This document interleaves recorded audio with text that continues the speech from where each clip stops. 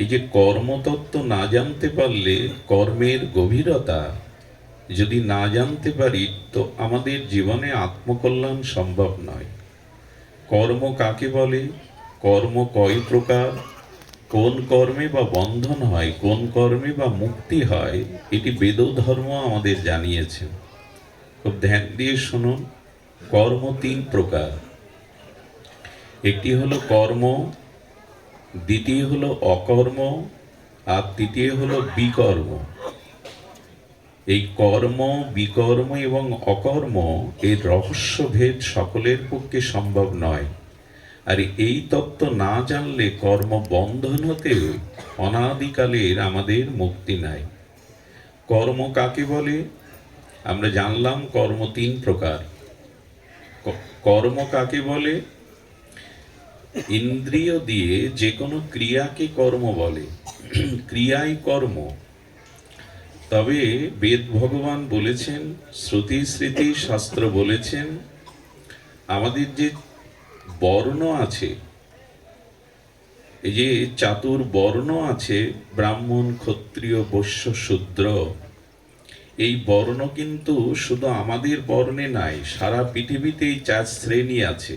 বুদ্ধিজীবী শ্রেণী, দেশ রক্ষা করার সেনা, যারা প্রশাসনে আছেন সেনা, আর ব্যবসায়ী মহল তো আছে, আর এই তিন জাতির সেবা করারও যারা শ্রমজীবী তারা আছে। অর্থাৎ ব্রাহ্মণ, ক্ষত্রিয়, বৈশ্য, শূদ্র, এই চারটি শ্রেণী সারা পৃথিবীতে প্রত্যেকটি সমাজে আছে। যারা রাজনীতি করেন, যারা বুদ্ধিজীবী শ্রেণী, এরা ব্রাহ্মণ। যারা দেশ রক্ষা করেন, সেনা নায়ক বা সেনা, তারা ক্ষত্রিয়। যারা ব্যবসা বাণিজ্য করেন তারা বৈশ্য। এবং যারা কৃষিকাজাদি করেন বা শ্রমিক আদি যারা আছে, এই যে চারটি শ্রেণী কিন্তু সবখানে আছে। এর একটা নাম দেয়া হয়েছে ব্রাহ্মণ, ক্ষত্রিয়, বৈশ্য, শূদ্র। কিন্তু কেউ যেন না ভাবে যে কেউ উঁচু এবং কেউ নিচ। কারণ ব্রাহ্মণ যদি মাথা হয় আর শূদ্র যদি চরণ হয়, তো চরণ বাদে মাথা কি কাজে লাগবে? অর্থাৎ সকলে সকলের পরিপূরক। মাথা আছে, দুটো পা নাই, চরণ নাই, তো থেকে লাভ কি? এই জন্য এটি পরিপূরক। আর সমাজেই চার শ্রেণী থাকবে, এ নিয়ে বিভাজনের কোনো বিষয় নেই। কর্ম কাকে বলে? কর্ম হলো এই চাতুর্বর্ণের মধ্যে যার যে বর্ণোচিত, স্বভাবোচিত কর্ম, তাকে বলে কর্ম। দান, ধ্যান, যজন, যাজন, দান, পরিগ্রহ, এগুলি ব্রাহ্মণের কর্ম। দেশ রক্ষা, এগুলি ক্ষত্রিয়ের কর্ম। ব্যবসা বাণিজ্যাদি দেখা, এগুলো বৈশ্য কর্ম। অন্য তিন জাতির সেবাদি, শ্রম, এগুলো এইভাবে বিভাজন হয়েছে। তো যার যে কর্ম, সেই কর্ম শাস্ত্র অনুযায়ী, এই যে আপনার বর্ণোচিত ধর্ম বা বর্ণাচিত কর্ম পালন করাই হলো কর্ম। কর্ম আবার তিন চার প্রকার। একটা হলো নিত্যকর্ম। আপনার প্রতিদিন নিত্যকর্ম বলে কিছু আছে। যেমন দীক্ষা নিলে তাকে আহ্নিকটা করতে হবে, ব্রাহ্মণ হলে তাকে সন্ধ্যা গায়ত্রী বা গায়ত্রী মন্ত্র 3 বেলা উচ্চারণ করতে হবে। ওং ভূর্ভুবস্ব তৎসবিত বরেণ্যং ভার্গো দেবস্য ধীমহি ধিয়ো ইয় ন প্রচোদয়াৎ, এই যে গায়ত্রী মন্ত্র, ব্রাহ্মণদের, উপবিদধারী ব্রাহ্মণদের, এটি নিত্য, একে বলে নিত্যকর্ম। যারা দীক্ষা নিয়েছেন তারা গুরুমন্ত্র, আহ্নিকাদি, এটি তার নিত্যকর্ম। আর নৈমিত্তিক কর্ম কি? বছরে কিছু কিছু তিথি আসে, সেই তিথি অনুযায়ী আমাদের নৈমিত্তিক কর্ম আদি করতে হয়। তো এই যে নিত্যকর্ম, নৈমিত্তিক কর্ম, চতুর্বর্ণের মধ্যে স্বভাব অনুযায়ী যে কর্ম, এই কর্মকে বলে কর্ম। আমি বিস্তারিত ব্যাখ্যায় না গিয়ে একটু সাংকেতিক সূত্র আকারে বলে যায়। নিত্য নৈমিত্তিক বর্ণ অনুসারে যে শাস্ত্র বিধিযুক্ত ক্রিয়া, তাকে বলে কর্ম। এই কর্মের ফল কি? বলে এই কর্মের ফলে ভক্তি হবে না। এই কর্মের ফলে আপনার কি হবে? ভৌতিক উন্নতি হবে। এই কর্ম করলে ভৌতিক উন্নতি, গাড়ি বাড়ি, অর্থবিত্ত, সমাজে পদ প্রতিষ্ঠা, এই বৈদিক বর্ণাশ্রম অনুযায়ী যে কর্ম, তার দ্বারা ভৌতিক উন্নতি আর মৃত্যুর পরে স্বর্গ প্রাপ্তি, সুখ প্রাপ্তি। এর বাইরে আপনি এই কর্মের দ্বারা ভক্তি পাবেন না, এই জন্ম মৃত্যু বন্ধন হতে মুক্ত হতে পারবেন না। খুব ধ্যান দিয়ে শুনুন।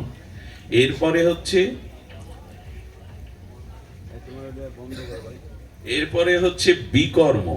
আমরা কর্ম জানলাম, আর কর্মের ফল কি জানলাম না? কর্মের দ্বারা এই জড়জাগতিক ভৌতিক উন্নতি হতে পারে, আপনার অর্থান্নতি হতে পারে, সম্পদ বৃদ্ধি হতে পারে, ভৌতিক সুখ হতে পারে, মান সম্মান পদমর্যাদার, মৃত্যুর পরে স্বর্গ সুখ। কিন্তু এর দ্বারা আপনি ভক্তি পাবেন না, কর্ম বন্ধন হতে মুক্তও হতে পারবেন না। একদল আছে ধর্মকর্ম বাদ দাও, কর্ম করো, কিন্তু কোন কর্ম? কর্ম কয় প্রকার, কোন কর্মের দ্বারাই বা ধর্ম সুরক্ষিত, এটা না জেনেই তারা বলিয়া ওড়ায়, আরে ধর্ম রাখো, কর্মই বড়, কর্ম করো। কিন্তু কর্মের ফলটা কি? কর্মের ফল এই দুটি। আচ্ছা, বিকর্ম কাকে বলে? বিকর্ম হলো কিছু মানুষ আছে যে আমি কারো অধীন নই, নিজের স্বভাব স্বেচ্ছাচারিতায় যা কিছু করব, আমার মন যা বলে তাই করব। তোমাকে শাস্ত্র মেনে 4:30 উঠতে হবে, শাস্ত্র মেনে মালা জপ করতে হবে, ওসব তালে আমি নেই। আমার মন যা বলে আমি তাই করব। অর্থাৎ বৈদিক শাস্ত্রাদি আর আমাদের সনাতন শাস্ত্রবাদী পরিত্যাগ করে খেয়াল খুশি মতো নিজের প্রবৃত্তি এবং কামনা বাসনা স্বেচ্ছাচারিতায় মানুষ শাস্ত্র লঙ্ঘন করে যে কর্ম করে, সেই কর্মকে বলে বিকর্ম। এবং এই কর্মের পরিণতি পতন, স্খলন। এই কর্মের পরিণতি অনাদিকাল এই সংসারের জন্ম মৃত্যু জরাব্যাধি ভোগ করা। কারণ শাস্ত্র কার্যকার্য ব্যবস্থিতি দিয়েছেন, তো ভগবান বলছেন যারা শাস্ত্রের কার্য কোনটা, অকার্য কোনটা, কর্তব্য কোনটা, অকর্তব্য কোনটা, এটি শ্রীগুরু শাস্ত্রতে না জেনে স্বেচ্ছাচারী স্বভাব অনুযায়ী শাস্ত্র লঙ্ঘন করে জীবন, এখন প্রায়শ তাই হয়েছে। আমার মন যা চাইছে আমি তাই করব। তোমাকে বাধা দেওয়ার কে? শাস্ত্র আমার বাধা দেওয়ার কে? আমি স্বাধীন, আমার মন যা বলে আমি তাই করব। তো এই করতে গিয়ে কি হয়? গোবিন্দ বলছে ন সুখং না পরমাং গতিং। গীতায় ভগবান বলছে এরকম স্বেচ্ছাচারী স্বভাবে কার্যাকার্য ব্যবস্থিতি শাস্ত্রকে ত্যাগ করে যারা স্বেচ্ছাচারী প্রবৃত্তি অনুযায়ী চলে, বলেন ইহ জগতে তাদের সুখ নাই, আর পরকালে তো গতিই নাই। এই জন্য কোনো একটা বিধিবদ্ধ নিয়মে আপনাকে চলতে হবে। স্বেচ্ছাচারী চললে তার জীবন ইহকালেও যেমন সুখ নাই। মানুষ ছুটছে তো সুখের জন্য, কোথায় সুখ? এত অর্থ, সুন্দরী রমণী, এত পদ প্রতিষ্ঠা, সুখ বা কোথায়? সব কিছু করছে নিজের সুখের জন্য, অথচ সে শান্তি পাচ্ছে না, মানসিক রোগগ্রস্ত হয়ে যাচ্ছে। যা চেয়েছিলাম জীবনে তা পাইনি। এই যে অপ্রাপ্তি, এই যে অপ্রসন্নতা, এই যে চিত্তের অপ্রসন্নতা, এই যে মানসিক বিকার, এর একটাই কারণ, মানুষ কার্য এবং অকার্য, বিধি এবং নিষেধ না মেনে, শাস্ত্র অনুশাসনে যদি না মানে, স্বেচ্ছাচারী ভাবে চলে, তবে এই বিকর্মের দ্বারা তার পতন হয়। রাবণের কম শক্তি ছিল? উনি বেদের ভাষ্য রচনা করেছেন। রাবণের পূজা নিতে স্বয়ং শঙ্কর লঙ্কায় যেতেন। বেদের ভাষ্য রচনা করা যা তার বিষয়। এবং রাবণের মতো তপস্যাকে করেছেন পুলস্ত ঋষির বংশধর বিশ্বশ্রবা মুনি, দেবতাদেরও ত্রাস, বিশ্বশ্রবা মুনির পুত্র এবং পুলস্ত ঋষির বংশধর। এত বেদ ও জ্ঞান, এত কঠোর তপসাধনা, তবু পতন হলো কেন? না জগৎজননী সীতাকে ভোগের দৃষ্টিতে দেখলো, রঘুপতি রামচন্দ্রকে মানুষ ছাড়া ভগবান বলে মানলই না। এত বেদের জ্ঞান, বেদের ভাষ্য যিনি রচনা করলেন, তিনি ভগবানকেই উপেক্ষা করলেন, শাস্ত্রবাণীকে উপেক্ষা করলেন। রাবণ পতন ঠেকাতে পারেনি। আরে রাম বনবাসী, আর রাবণ সোনার লঙ্কায় সুপরিবেষ্টিত। রামচন্দ্রের পেছনে আছে বানরগণ, সেনা, আর রাবণের কাছে কারা আছে? 1,00,000 তার পুত্র, 1,600,000 নাতি, কোথায় তার মধ্যে আছে কুম্ভকর্ণ, মেঘনাদ, এরা এক একজন বলিয়ান, কিন্তু পতন হয়ে গেল। কারণ রাবণের সাথে শাস্ত্র ছিল না, ধর্ম ছিল না, কর্তব্য কর্ম ছিল না, রাবণ অকর্তব্যেই চলে গেল। দুর্যোধনের পতনও তাই। শ্রীকৃষ্ণ তাকে বললেন, পঞ্চ পাণ্ডবরা তোমার কি হয়? বললে আমার ভাই। তো ভাইদেরকে 5টা গ্রাম দাও, মাথা গুঁজেবার ঠাঁই দাও। বলেন বিনা যুদ্ধে সুসাগ্র মেদিনীও দেবে না। কাকে বলছেন? ভগবান কৃষ্ণকে। ভগবান বুঝলেন যুদ্ধ ছাড়া, আঙুলে যদি গ্যাংগ্রিন হয় তখন আঙুলটা কাটতেই হয়, নাই পুরো শরীর নষ্ট হয়ে যায়। ভগবান তখন আসন্ন যুদ্ধ দেখে অনেক সন্ধির প্রস্তাব দিলেন, অনেক ধর্মের উপদেশ দিলেন, কিন্তু মহামানী দুর্যোধন, অহংকারী দুর্যোধন বলে বসলেন, জানামি মে ধর্ম কর্মে ন চ প্রবৃত্তি। আমি জানি ধর্ম কোনটা, কিন্তু আমার করার ইচ্ছা প্রবৃত্তি নাই। অধর্ম আমি জানি, কিন্তু ত্যাগ করার ইচ্ছাই আমার নাই। তো এই স্বেচ্ছাচারী ভাবে যারা চলে, দুর্যোধনের মতো, রাবণের মতো, কংসের মতো, এদের সংসারে পতন হয়। এ হলে ইচ্ছা মতো চলো না। জীবনের একটা কর্তব্য অকর্তব্য বিধি শাস্ত্র দিয়ে গেছেন, ঋষিরা দিয়ে গেছেন। তারা অব্যর্থ মনুষ্যার দ্বারা, তাদের ভজন উপলব্ধির দ্বারা, অপরোক্ষ জ্ঞানের দ্বারা এই শাস্ত্র দিয়ে। শাস্ত্র কোনো মানুষের লেখা সংবিধান নয়, শাস্ত্র কোনো মানুষের লেখা অদৃষ্টি সম্পন্ন, অদূরদৃষ্টি সম্পন্ন কোনো ভুল সিদ্ধান্ত নয়। নিরপেক্ষ রবাস্মৃতি শাস্ত্রের প্রতিটি বাণী আপনাকে শাসন করতে পারে। শাস্ত্র শব্দের অর্থ হলো যা আমাদের শাসন করতে পারে। এখন আপনি যদি বলেন আমি শাস্ত্র মানব না, শাস্ত্র আমাকে শাসন করুক দেখি, এই গ্রন্থ গীতা ভাগবত আমাকে কি করে শাসন করবে? বলে একবার শাস্ত্র অমান্য করে দেখুন শাস্ত্র আপনাকে শাসন করতে পারে কিনা। শাস্ত্র না মেনে দেখুন আপনার জীবনের পরিণতি কি হয়। সারা বিশ্বের এত অর্থনৈতিক উন্নতি হচ্ছে, এত শিক্ষা বাড়ছে, এত ডিগ্রি বাড়ছে, কিন্তু মানুষ আজ মানুষ নেই, পশুত্ব বরণ করেছে। সারা পৃথিবীতে অগ্নি দাহ যন্ত্রণা জ্বলছে। এর একটাই কারণ কি? মানুষ শাস্ত্রকেই লঙ্ঘন করে স্বেচ্ছাচারীময় চলছে। এই জন্য বিকর্ম যারা করে তাদের পতন অবশ্যম্ভাবী। বাকি রইল আরেকটি, কর্ম কয় প্রকার? 3 প্রকার। আমরা 2টি বললাম, কর্ম, বিকর্ম, আরেকটি হচ্ছে অকর্ম। এই অকর্ম মানে এটা খুব রহস্যময় একটি কথা ভগবান গীতাতে বলছেন। এই অকর্মকে আবার কর্ম যোগ বলে, কর্ম যোগ বলে। তো অকর্মকে যোগ বলে কেন? একটু ধ্যান দিয়ে শুনুন। সেটি হলো অকর্ম বলতে অকর্ম, কর্ম করেও কর্মের কোনো ফল আপনাকে ভুগতে হবে না। আপনি কর্ম করছেন অথচ কর্মের যে ফলাফল তা আপনাকে ভুগতে হবে না। এবং এই অকর্ম ভগবানে যুক্ত হওয়ার কারণে আপনি প্রেম ভক্তি লাভ করেই মৃত্যুময় যন্ত্রণাময় সংসার থেকে নিষ্কৃতি পেতে পারেন। এই অকর্মটা আমাদের একটু জানা দরকার। দেখুন, এই যে বললাম বিকর্ম শাস্ত্র না মানেন, একটা ঘটনা মনে পড়ে। একবার এক রানী, তার বিলাসী জীবনযাপন, তো তিনি রূপো দিয়ে একটা খাট করেছিলেন, মখমলের দামি কাপড় দিয়ে সাজিয়েছেন খাটটা।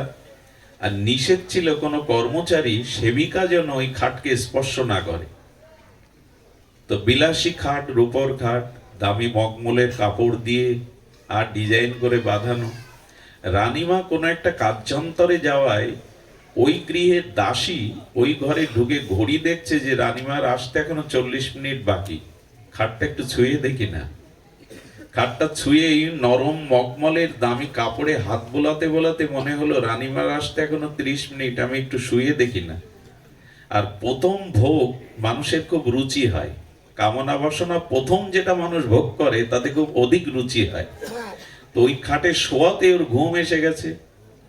ঘুম আসলে 30 মিনিট পার হয়ে রানীমা এই দৃশ্য দেখে তার সেবকদের ডেকে বললেন, আমার সামনেই 50 ঘা বেত্রাঘাত করো ওকে।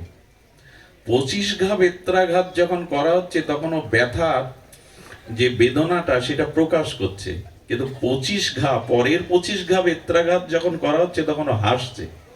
রানীমা বলছে, মারা বন্ধ করে জিজ্ঞাসা করো তো হাসছে কেন? তার উত্তর কি দিল জানেন?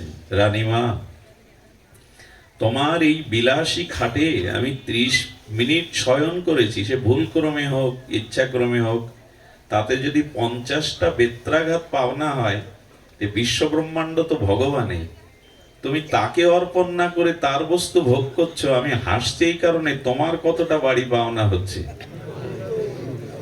তো হয় কি, যখন আমরা আমাদের শাস্ত্র লঙ্ঘন করে স্বেচ্ছাচারীময় চলি, তখন আমাদের পরিণতি ভালো হয় না। এই জন্য নিবেদন করব, শাস্ত্র রাখুন, আমার মন যা বলে এইসবে চলবেন না। গুরু বাক্য, সাধু বাক্য এবং শাস্ত্র বাক্য যাদের জীবনে অনুশীলন নাই, যাদের জীবনে এই তিনটিকে যারা বাদ দিয়েছে, এদের অবশিষ্ট কিছু নাই। সৎ বলতে, মঙ্গল বলতে, কল্যাণ বলতে কিছু নাই। গুরু বাক্য, সাধু বাক্য এবং শাস্ত্র বাক্য, এই তিনটি আমাদের জীবনে কল্যাণ আনতে পারে, মঙ্গল আনতে পারে, পতনের হাত থেকে, অবারিত পতন হতে রক্ষা করতে পারে। কিন্তু আজ গুরু বাক্য মানে কই? পিতা মাতা, শিক্ষক, তাদের আদেশ মানি আমরা? শাস্ত্র তো জানিই না, যেটুকু জানি তার ভুল ব্যাখ্যা করে ভুল পথে যায়। শাস্ত্রের যথাযথ ব্যাখ্যা নিরূপণ করতে গেলেও সাধনা চাই, অপরোক্ষ অনুভূতি চাই। তো অকর্মটা কি না, কর্ম করেও কর্মের ফল আপনাকে ভুগতে হবে না। সেটি কেমন না, কর্মান্নে বাতিকার আসতে মা ফলেষু কদাচন। কর্ম করতে গিয়ে অকর্মটা কেমন, কর্মে অকর্ম, এটা দৃষ্টান্ত দিচ্ছে ভগবান, যে কর্ম করছি কিন্তু কর্তা আমি নই, এবং এই কর্মের ফল ভোগের কোনো আকাঙ্ক্ষা যখন আমার থাকবে না, কর্ম করেও তখন আমি অকর্ম। একটু দৃষ্টান্ত দিয়ে বুঝলে একটু সহজ হয়। রামচন্দ্র হনুমান দ্বারা পুরো লঙ্কা পোড়ালেন, কত রাক্ষস সেনাকে নিজেই বধ করলেন, লক্ষ লক্ষ শত সহস্র বধ করলেন হনুমান, তার কোনো পাপ এলো না। অথচ সেই রাবণকে, দশাননকে বধ করার ফলে গুরু বশিষ্ঠ বললেন, রাম উনি ব্রাহ্মণ বংশে জন্ম, ওনাকে বধ করায় তোমার ব্রাহ্মণ হত্যা পাপ হয়েছে, তোমাকে অশ্বমেধ যজ্ঞ করতে হবে। হনুমান কিন্তু কাছে দাঁড়িয়ে আছে। এর কারণ কি? স্বয়ং রাম রাবণ বধ করায়, তার প্রত্যাবায় হওয়ায়, তার দিয়ে অশ্বমেধ যজ্ঞ করাচ্ছেন বশিষ্ঠ, আর হনুমান লক্ষ লক্ষ মারলেন, সেখানে তার কোনো প্রায়শ্চিত্ত বা পাপ লাগেনি। এর কারণ কি?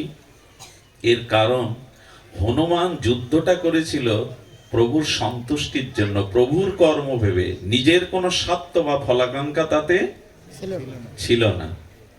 নিজের কোনো ফলাকাঙ্ক্ষা, যেমন দেখবেন ব্যাংকের ক্যাশিয়ার যিনি, তার স্ত্রীর ক্যান্সার, অপারেশনে তার 2 লাখ টাকা দরকার, না হলে ওটিতে নেবে না।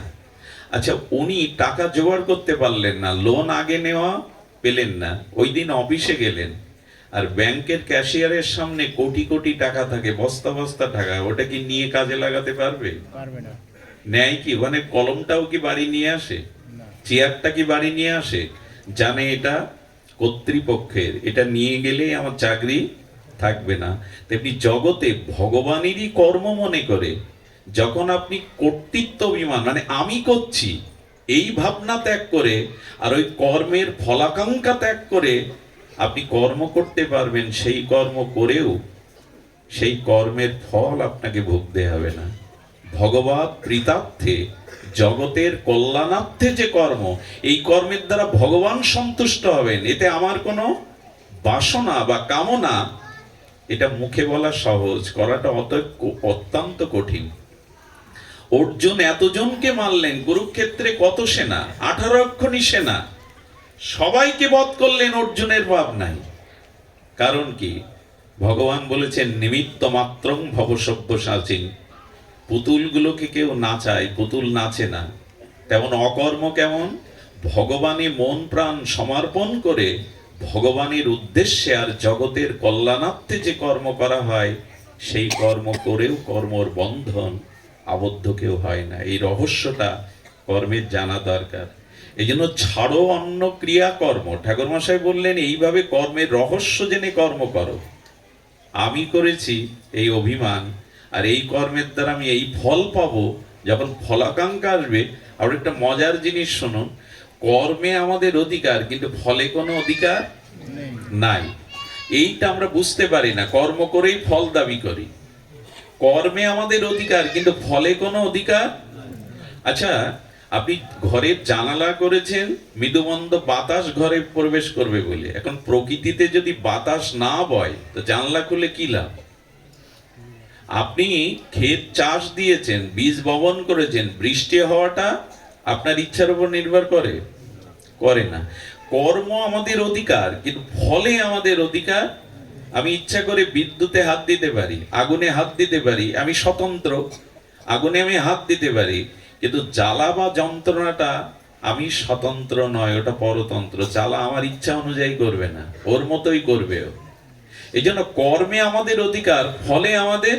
কিন্তু আজকে সমস্যাটা কি? কর্ম করেই আমরা, কর্ম করার আগেই ফলের হিসাব করে নিই। কর্ম করার আগেই আমরা একটা ফল, এতে আমার কতখানি স্বার্থ, এতে আমার কতখানি স্বার্থ সুরক্ষিত হবে, আমার লাভ লোভ কতটুকু। এই জন্য ভগবান বললেন কর্মান্নে বাদিকার আসতে মা ফলেষু কদাচন। তবে জেনে রাখো, তুমি যেমন কর্ম করবে ফলটা তদ অনুযায়ী না চাইলেও তুমি পাবে। কর্ম যে অনুযায়ী করছো তুমি, চাওয়া লাগবে না, তদ অনুযায়ী ফল তুমি পাবে। এই জন্য ভগবানের উপরে সমর্পণ করে, এই জন্য বলছেন অকর্ম মানে কর্মযোগ, ভগবানের যুক্ত হয়ে কর্ম করা।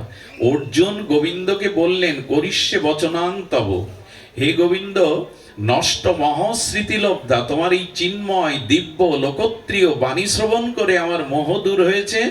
এখন আমি সম্পূর্ণ তোমাতে সমর্পিত হয়ে করিষ্যে বচনান্তব, তুমি যেটা বলবে সেটাই আমার জীবনের কর্ম। এই কথা বলাতে কি হলো? অর্জুন একদিন বলছে, প্রভু সামনে ভীষ্ম, সামনে পিতামহ ভীষ্ম, গুরু দ্রোণ, যদি একটা বাণ আমার বুকে এসে বিঁধে যায়। কৃষ্ণ তখন বলছেন, অর্জুন তুমি সামনে না আমি সামনে? বলে সারথি তো সামনেই থাকে। বললেন জেনে রাখো, যেহেতু তুমি আমাকে সমর্পণ করেছো, যেহেতু জেনে রাখো ভীষ্মের পিতামহের দ্রোণাচার্যের বাণ যদি আসে তবে আমি বুক পেতে দেব, তোমার বুকে বিদ্ধে দেব না। কারণ আমি, আমাকে তুমি সমর্পণ করেছো, দায়িত্ব আমার। অর্জুন তখন বলে বসছে আবেগে, যদি কখনো একটা তীর এসে বুকে বিঁধে যায় কেশব। গোবিন্দ তখন দুটো হাত অর্জুনের জড়িয়ে ধরে বলেছিলেন, আমি প্রতিজ্ঞা করলাম তোমার আগে আমি জগৎ থেকে অপ্রকাট হব, বিদায় নেব, আমার আগে তোমাকে যেতে দেব না। একথা কৃষ্ণ রেখেছিলেন। তৃতীয় পাণ্ডব অর্জুনের আগেই ভগবান এই পৃথিবী থেকে অপ্রকাট হয়েছিলেন, এ কথা তিনি রেখেছিলেন। এই জন্য তার উপরে সমর্পণ করে, ফলের আকাঙ্ক্ষা না করে যদি আপনি কর্ম করতে পারেন লোকের মঙ্গল এই হেতু নিয়ে, কর্ম আপনাকে বাঁধবে না। এই কর্মের দ্বারা আপনি ভক্তি লাভ করে ভগবান। এই জন্য কর্মের রহস্য না জেনে এরকম বলা ঠিক না, আমি ধর্ম মানি না, আমি কর্মই মানি। ধর্ম বড় না, কর্মই বড়। কিন্তু কর্ম কি তার কাছে জিজ্ঞাসা করবেন। এই তিনটে বিভাজন না জানতে পারলে কর্মের রহস্য আমাদের ভেদ হবে না। আমি একটু তাত্ত্বিক কর্মযোগ নিয়ে বললাম। আমাদের প্রতিটা কর্ম যেন গোবিন্দ বলে দিয়েছেন, ভগবান বলে দিয়েছেন, যৎ করোষি যদন্নাসি যজ্জুহৌষি দদাসি যৎ, যৎ তপস্যৌষি কন্তেয় তৎকুরুষ মদার প্রণাম। তুমি যা কিছু আহার করো, যজ্ঞ করো, তপস্যা করো, যে কোনো কর্ম করো, আমাতে অর্পণ করে করো।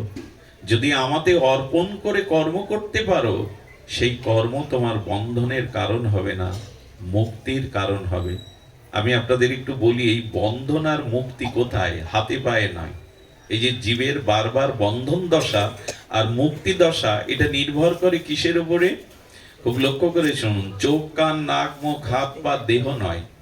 আসলে আমাদের বন্ধন এবং মুক্তির একমাত্র কারণ আমাদের মন। বেদ ভগবান বলেছেন যে বন্ধ মুক্তৈব, একমাত্র কারণ হলো মন। এই একটু ধ্যান দিয়ে আপনাদের শুনতে হবে। শীতের রাত, অনেক রাত ও গভীর হচ্ছে। খুব সংক্ষিপ্ত রূপে যদি সারাৎসার আমরা বলি, তবে এইটুকু বলবো, মনই বন্ধন এবং মুক্তির কারণ, অন্য কিছু না। এই চোখ কান নাক মুখ যা দেখছেন এগুলো দোষী না, দোষী হলো মন। আমি বহুবার চর্চিত এই প্রসঙ্গটি আমি আগেও বলেছি, আপনার দেহ এখানে থাকলে আপনি এখানে নেই যদি মন এখানে না থাকে। অর্থাৎ আপনার মন যেখানে আপনি সেখানে, আপনার দেহ যেখানে আপনি সেখানে নাই। এখন পরম পুরুষ রামকৃষ্ণ ঠাকুরের কাছে এক বিধবা মা গিয়ে বললেন, বাবা আমি ব্রজে গিয়ে বৃন্দাবনে গিয়ে ভজন করতে চাই। ঠাকুর তার দূরদৃষ্টি দিয়ে বুঝলেন আর বললেন, তোর সংসারে কে আছে রে মা? বলে একমাত্র ছেলে। তখন বললে, এক কাজ কর মা, বৃন্দাবনে গেলে তোর ভজন হবে না, কারণ ব্রজে গেলে তোর এই ছেলের কথাই সবসময় স্মরণ হবে। এবং ব্রজে বসে যদি সন্তানের কথাই ভাবতে থাকিস, তোর ব্রজবাস না হয়ে সংসার বাস হবে। এক কাজ কর, বাড়ি ফিরে যা, বাড়ি বসে বসে বৃন্দাবনের চিন্তা কর, লীলা চিন্তা কর, তাহলে বাড়ির মধ্যেই তুই বৃন্দাবন বাড়ি বসেই পাবি। এ কথার অর্থ হলো, আপনার মন যেখানে আপনি সেখানে, দেহ যেখানে সেখানে আপনি নাই। এখানে আপনার দেহ এসছে মানে আপনি আসেননি, যদি আপনার মন এখানে সন্নিবিষ্ট না হয়। এই জন্য মনেই বন্ধন এবং মনেই মুক্তি। আর ভগবানের রহস্য কি জানেন? ভগবান আপনার বাইরের ক্রিয়া দেখে না, ভগবানের লক্ষ্য হলো আপনার মনের দিকে, যে আপনার মন কি চাইছে, আপনার উদ্দেশ্যটা কি। ভগবান কিন্তু আপনার এই যে আমি ব্যাসপীঠে বসেছি এটা ভগবান দেখবেন না। অর্থাৎ ভগবান ক্রিয়া দেখেন না, ভগবান ভাব দেখেন। কি করেন ভগবান? আপনি কি ক্রিয়া করছেন এই ক্রিয়াটা ভগবান দেখে না, দেখে কোন ভাবের দ্বারা আপনি এই ক্রিয়া করছেন, কোন ভাবের দ্বারা ক্রিয়া করছেন। আচ্ছা, এখানে একটা হরি মন্দির বানাবেন, তো যারা মজুরি খাটা জন এসে 8টা থেকে 2টো বা 4টে পর্যন্ত কাজ করছে, মজুরি খাচ্ছে, তারা কাজ করছে, আর আপনাদের মতো দুজন সহৃদয় সাধু এসে বলল যে যেহেতু ভগবানের মন্দির, আমরা একটু এখানে বিনা পারিশ্রমিকে একটু শ্রম দেব। আচ্ছা, কাজ তো একই, মাটি তোলা, ইট তোলা। তো যারা দিনমজুর খাটার জন্য, অর্থের জন্য করছে, আর যে সহৃদয় ব্যক্তি এসে ভগবানের মন্দিরের কারণে শ্রম দিচ্ছে নিঃশুল্ক, মানে কোনো অর্থ নেবে না, দুজনের কাজ এক হলে উদ্দেশ্য একই না? এক কি উদ্দেশ্য? কেন? কাজ তো একই, সেই ঝুড়ি, সেই ইট, সেই বালি বওয়া। বলে এখানে ভগবান ভাব দেখছে যে একজন অর্থের বিনিময়ে কাজটা করছে, আর একজন ভগবানের মন্দির তৈরি হবে সেবা ভাব নিয়ে কাজটি করছে। তো মনের এই যে ভাব বা উদ্দেশ্য অনুযায়ী আপনার মুক্তি বা বন্ধন হবে। এইগুলি সূক্ষ্মভাবে শাস্ত্রে বলেছেন। দেখুন, আমি বারবার বলেছি এ কথা, উদ্দেশ্যই হলো মূল। উদ্দেশ্য মূল মানে ডাক্তারের হাতের ছুরি আর সন্ত্রাসীর হাতের ছুরি দুটোই ধারালো ছুরি, কিন্তু ক্রিয়া দুই রকম। ডাক্তার ওই ছুরি বুকে বসিয়ে দেয়, হার্ট অপারেশনে তো বুক চিরতে হয়, তো ডাক্তার ওই ছুরি দিয়ে বুক চিরে একজনকে সুস্থ করে। আর সন্ত্রাসী কি করে? ওই ছুরি বুকে বসিয়ে তার ধনসম্পদ কেড়ে নিয়ে তাকে হত্যা করে। বস্তু একই, উদ্দেশ্য অনুযায়ী দুটো ফল। আচ্ছা, সন্ত্রাসী ছুরি দিয়ে মারলো, তাকে ধরতে পারলে ফাঁসি বা জেল হবে। এখন ডাক্তার সর্বতশ্রু চালিয়ে চেষ্টা করলো, তার যতটুকু দায়িত্ব, নৈতিক ডাক্তারের দায়িত্ব, কিন্তু রুগী যদি মারা যায় এজন্য তাকে ফলভোগ করতে হয়, সাজা পেতে হয়। কারণ কি? দুইজনই তো মারা গেল। উদ্দেশ্য দুই রকম। ডাক্তার সর্বোত্তম চেষ্টা করেছিল কিন্তু সে বাঁচেনি, এই জন্য ডাক্তারের জন্য এখানে কোনো সাজার ব্যবস্থা, আইনি ব্যবস্থা নাই। আমাদের এই ছোট ছোট করে যদি কথাগুলো বুঝি, আমাদের ভাবটা আসলে কি, এই ভাব যার যেমন প্রাপ্তিও তার তেমন। এই যে মনের ভাবটা শুদ্ধ না হওয়া পর্যন্ত আমাদের মুক্তি বা কল্যাণ। আজকে আমাদের মনটের ভাবটাই অশুদ্ধ এসে গেছে। এখানে হচ্ছে ভাগবত পাঠ, বাইরে যখন ওই বাজারে, এখানে পাঁপড় ভাজার খাওয়ার জায়গা, এখন বাদাম ভাজা খাওয়ার জায়গা। যজ্ঞের পরের দিন সকালে গিয়ে দেখবেন সব বাদামের টুকরো, খাবারের কাগজ। খাবার তো সারাদিনই পাই আমরা বাড়িতে, তাই না? এখানে কি চুরি ফিতে কেনার জায়গা? নাম যজ্ঞের আসরে এসে নখ পালিশ কেনার জায়গা? চুরি ফিতে কেনার জায়গা? কিন্তু ওই দোকানেই তো ভিড় থাকে বেশি, মনোহারি দোকানে। এখানে আসছি, হরি কথা হচ্ছে, সাধুগণ এসছে, কত জন্মের কত অপরাধ পাপে এই জন্ম মৃত্যু চক্রে ভাসছি, অথচ এখানে এসেও সেই বাদাম, সেই পাপড়, সেই রাজনৈতিক গল্প, সেই পরস্ত্রীর দিকে কুদৃষ্টি, তো আমাদের গতিটা কি, মনের ভাবটা কি আমাদের? আজকাল পূজা পার্বণ যাগ যজ্ঞের অনুষ্ঠানের বাতাবরণ গুলো কেমন রাজসিক হয়ে গেছে, তামসিক হয়ে গেছে। এখানে আসতে হয় কি জন্য? এনজয় করার জন্য, চোখের লালসা মেটানোর জন্য, কিছুটা খাওয়া দাওয়া হইহুল্লোড় করার জন্য। সুধীজন, এই জন্যই তো ভাগবতে আসতে হবে, যে তোমার ভাব অনুযায়ী তোমার প্রাপ্তি। তুমি ভাগবতে আসনি, এখানে এসে মন যদি তোমার অন্যদিকে যায়, তুমি ভাগবতে আসনি, বরঞ্চ এই স্থানকে অপবিত্র করতে এসছে। ফল একদিন তোমাকে নিতেই হবে। এই জন্য মানুষের ভাব বা মনের গতি প্রকৃতিকে নির্ণয় করা উচিত। কিন্তু এগুলো তো সাধু কৃপায় জানতে হবে, শাস্ত্র মহিমায় জানতে হবে। উদ্দেশ্যই হলো আমাদের সকল কিছু। দেখবেন ভাব এবং উদ্দেশ্য কত বলবান। খুব মূল্যবান একটা কথা বলছি। দেখুন, স্ত্রীর শরীরে যা যা উপাদান আছে, আমার গর্ভধারিণী মার শরীরে তো তাই আছে, আছে না? একই তো উপাদান দিয়ে গড়া। কিন্তু মাকে স্পর্শ করা আর স্ত্রীকে স্পর্শ করা অনুভূতি কি একরকম হয়? কখনো হয় না। এর কারণ কি? ভাব, মনের গতি প্রকৃতি। হ্যাঁ, প্রিয়াকে চুম্বন করা, নিজের কন্যাকে চুম্বন করা, চুম্বন সামনে তো একই, চুম্বন তো একই, দুটোর ক্রিয়া কি এক? দুটোর ভাব কি এক? পান সামনে দুটোই সমান, মদ্যপান আর দুগ্ধপান। একটা বড় থালায় 2 গ্লাসে দুটোই তরল পানযোগ্য, একটা মদ একটা দুধ, দুটোর ক্রিয়া কি সমান? তেমন আপনি কোন ভাব নিয়ে, কোন মন নিয়ে, কোন উদ্দেশ্য নিয়ে কর্ম করছেন, এর উপরে নির্ভর করবে আপনার কল্যাণ আর অকল্যাণ। পান সামনে তো দুটোই সমান, দুগ্ধপান আর মদ্যপান। দুজনই পান করছে, কিন্তু দুগ্ধপানের ক্রিয়া আর মদ্যপানের ক্রিয়া এক হয়? দয়িতা চুম্বন আর কান্তা চুম্বন এক হয়? নিজের শিশু কন্যাকে আদর করা এক হয় কি? আমার স্ত্রীর শরীরে যা যা উপাদান, মায়ের শরীরে সেই একই উপাদান, কিন্তু দুজনের প্রতি দুটো ভাব। এটা হলো মনের ভাবের উদ্দেশ্য। এই জন্য ঠাকুর বলতেন, যার যেমন ভাবনা তার তেমনি লাভ। ভাবটাকে শুদ্ধ করো। ভগবান তোমার বাইরের গতি প্রকৃতি দেখবে না, ভগবানের দৃষ্টি তোমার মনের দিকে, মনের ভাবনার দিকে। এই ভাবটা শুদ্ধ করতে গেলে আমাদের প্রয়োজন ভাগবত শ্রবণ, হরিনামাদি শাস্ত্র অনুযায়ী আমাদের জীবন গঠন করা। আজ হয়েছে কি, অনুষ্ঠান হচ্ছে, হরিকথা হচ্ছে, নামযজ্ঞ হচ্ছে, কিন্তু ভাবের পরিবর্তনটা। একবার মথুরাতে রাত 8টার সময়, তখন এলাহাবাদে ত্রিবেণী সঙ্গমে কুম্ভের স্নান হচ্ছে।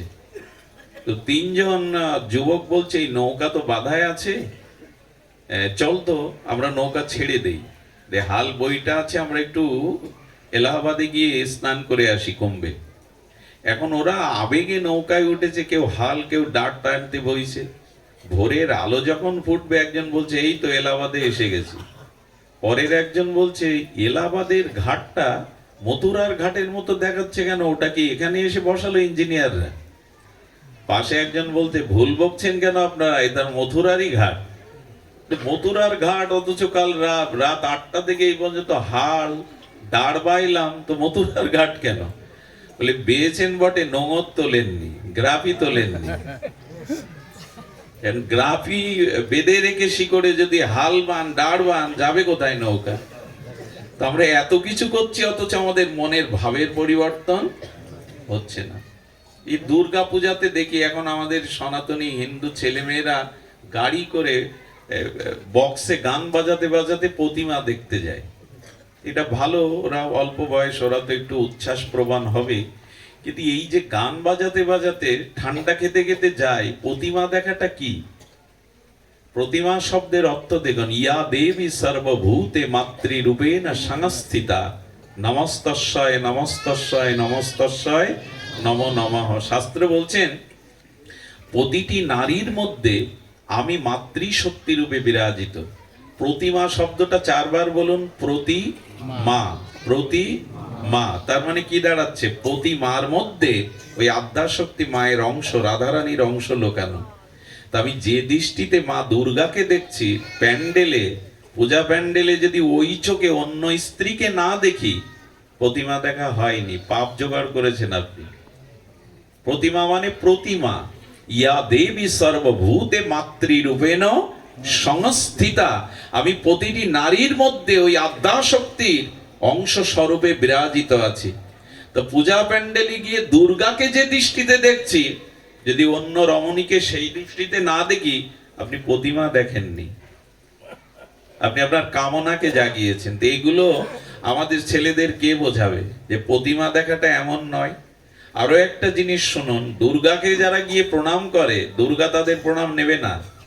কালী মা, জগদ্ধাত্রী মা, মনসা মা, যে মাকেই প্রণাম করেন, আপনার প্রণাম নেবে না যদি গর্ভধারিণীকে আপনি নিত্য প্রণাম না করেন। মা বলছেন 10 মাস যিনি গর্ভযাতনা সহ্য করলো, বুকের রক্ত দুধ করে যে তোকে প্রতিপালন করলো, সেই মাকে প্রণাম নেই, অথচ মন্দিরে গিয়ে মাকে বলছেন তাদের জন্য আমার দুয়ার বন্ধ থাকলো। যারা গর্ভধারিণীকে প্রণাম না করে দেবী প্রণাম করতে ছুটে যায় মন্দিরে, তাদের জন্য আমার দুয়ার, আশীর্বাদের দুয়ার বন্ধ থাকলো। ঠিক আছে, এই চেতনাগুলো ভাগবত না জানলে, শাস্ত্র জ্ঞান এদের না দিতে পারলে, সব থেকে সমস্যা হয়েছে সনাতন হিন্দু ধর্মে বৈদিক শিক্ষা ব্যবস্থা নেই, ধর্মীয় কোনো শিক্ষা ব্যবস্থা। আর ক্লাসে যেটা আছে ওটা অষ্টম সাবজেক্ট, পড়লেও হয় না পড়লেও হয়। আর বাড়িতে পিতামাতায় আহ্নিক করে না, শাস্ত্র অধ্যয়ন করে না, তো সন্তানরা কি শিখবে? এই না শিখতে শিখতে সবগুলো ঝড়ের মতো, টর্নেডো হয় না মাঝে মাঝে 2-5 মিনিট ঝড় বয়ে যায়, আর তাতে এর চাল ওর ঘাড়ে আর এর গাছ ওর খেতে, একটা টর্নেডো মানে কি বৈদ্যুতিক ঝড়, সব ওলট পালট হয়ে যায়। তার শাস্ত্র না জেনে, ভাগবত সাধুসঙ্গ না করে আমাদের বর্তমান প্রজন্মের সবকিছুই ওলট পালট হতে শুরু করেছে। পূজা মানেই তামসিকতা, এইগুলো আমরা তৈরি করে দিচ্ছি, কারণ তাদের সেই জ্ঞান দিতে পারিনি। এ দোষ তাদের নয়, ছোটবেলা থেকে ধর্মীয় অনুশাসন নাই। ভাগবতেও বা কটা মানুষ আসে, ভাগবত বা কটা মানুষ মন দিয়ে শোনে? সুধীজন, আপনাদের মতো যারা প্রগতিশীল ভক্তির চিন্তা করেন, জীবন পরিবর্তনের চিন্তা করেন, কিছুটা এগিয়ে যাওয়ার জন্য চিন্তা করেন, তারাই হয়তো ভাগবতের দুটো কথা মন দিয়ে শোনে। বলবার উদ্দেশ্য ছিল মনের ভাবটাকেই ভগবান গ্রহণ করে। মনে যদি কপটতা থাকে, ভাব যদি শুদ্ধ না থাকে, তবে ভগবান আপনার তা গ্রহণ করবেন না। খুব অপূর্ব একটা কথা স্মরণে এলো। দুর্যোধন কুরুক্ষেত্রের যুদ্ধের আগে কৃষ্ণকে নিজের পক্ষে নেবে বলে শকুনির প্রচারণায় পড়ে কৃষ্ণকে নিমন্ত্রণ করেছিল, হে যাদব, আপনি আমার বাড়িতে নিমন্ত্রণ নিয়ে আসুন, একটু সেবা নিন। এখন কৃষ্ণ আসলে তাকে 56 ব্যঞ্জন খাইয়ে, লাইট প্যান্ডেল তৈরি করে, তার স্তুতি প্রশংসা করে, তাকে সিংহাসনে বসতে দিয়ে যাতে কৃষ্ণের ক্ষমতাটা নিজের পক্ষে নিতে পারে, এই কপটতা ভাবে, বাইরে ভক্তির ভাব আর ভেতরে কপটতা ভাব নিয়ে তোরণ নির্মাণ করলে, যেমন মন্ত্রী মহোদয় এলে অনেকগুলো গেট তৈরি করে না, সেই তোরণ সাজিয়েছেন, সমস্ত রাজপ্রাসাদ আলোর সজ্জায় সজ্জিত করেছেন, 56 ব্যঞ্জন রান্না করেছেন। যাদব কৃষ্ণ বলবে বলে সিংহাসনটাও সুন্দর করে পরিপাটি করে সাজিয়েছেন।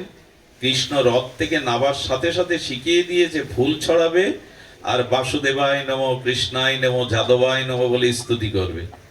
যেই এই পয়সাওয়ালা লোকগুলো আর পুরোহিতগুলো বলতে শুরু করে যে কৃষ্ণ কানে আঙুল দিয়েছে, সংকেত দিচ্ছে জগৎকে। সংকেত হলো এই, যাদের মনে আমার প্রতি শ্রদ্ধা নেই, ভাব নেই, যারা ভেতরে এক বাইরে এক কপট, এই কপট ব্যক্তির হরিনামও পর্যন্ত আমি কানে নেই না। যারা কপট করে, অর্থাৎ উদ্দেশ্য মহৎ নয়, ভাব মহৎ নয়, তাদের নাম আমি শুনি না। কানে আঙুল দিলেন। এরপরে কৃষ্ণ দাঁড়িয়ে, দুর্যোধন বলছে আপনার জন্য সিংহাসন সুরক্ষিত, বসুন আপনি কৃপা করে যাদব। কি বলেছিলেন জানেন? খুব মার্মিক এই কথাগুলো। কৃষ্ণ বললেন, আমি সিংহাসনের উপরে কাঁটা দেখতে পাচ্ছি দুর্যোধন, কাঁটার উপরে একটা মানুষ বসে কি করে?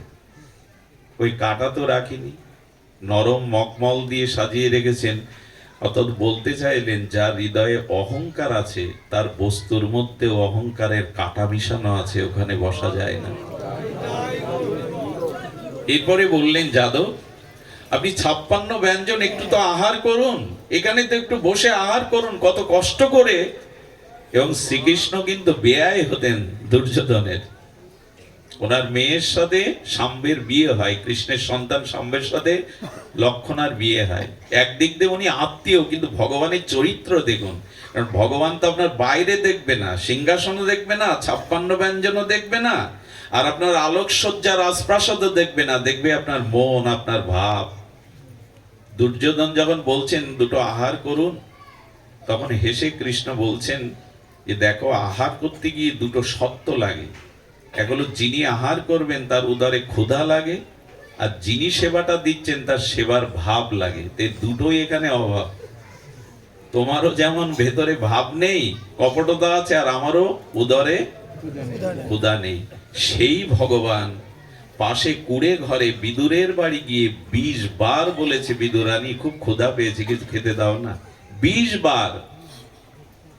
বিদুরানী একটা কলার কাঁদি থেকে এক ছড়া কলা পাকা কেটে এনে ভাবা বেশি, কৃষ্ণ আমার বাড়িতে, আরে ভগবান আমার বাড়িতে, এই ভেবে সে কলা ফেলে দিয়ে খোসাই খাওয়ালেন, তাই খাচ্ছেন তিনি।